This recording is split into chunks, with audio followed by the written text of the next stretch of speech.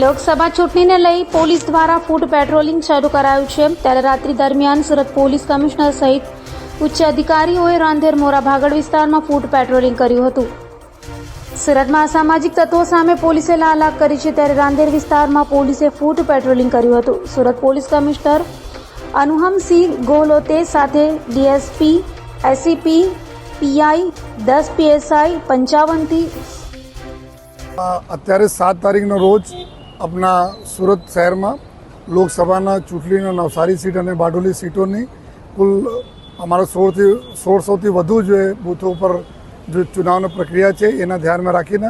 खूब सारी रीते और शांतिमय पूर्ण जो है अपना बंदोबस्त पूर्ण थाय, लोग जो अपना मत जो है बिना कोई भय वगर नाखे एना ध्यान में राखी शहरना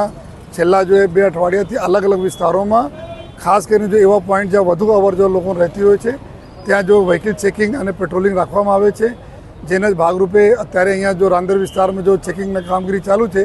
जेमां जेटला भी शहर में पॉइंटो होय छे तमाम प्रकारना टीमों जोड़ाय छे અને અત્યારે અમે લોકો લગભગ જો એ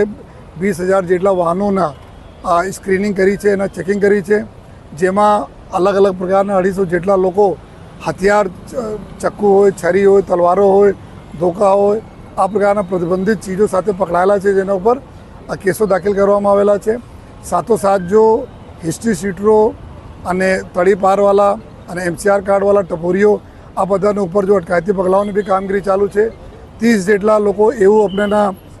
તડીપારવાળા મળી આવેલા છે, આપણે ઘરમાંથી જો તડીપાર થયેલા હતા તો આ લોકો ઉપર બી ગુનાઓ દાખલ થયા છે જો અને સાથોસાથ 20,000 જેટલા લોકો ઉપર અટકાયતી પગલાં લેવામાં આવે છે। 70 જેટલા લોકો પાસા થયા છે અને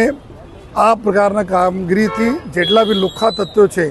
જેટલા એન્ટી સોશિયલ તત્વો છે, જો પ્રજાને રંજાડે છે એના ઉપર અત્યારે અને આવનાર દિવસો બી સખત કાર્યવાહી અમે લોકો કરી છે।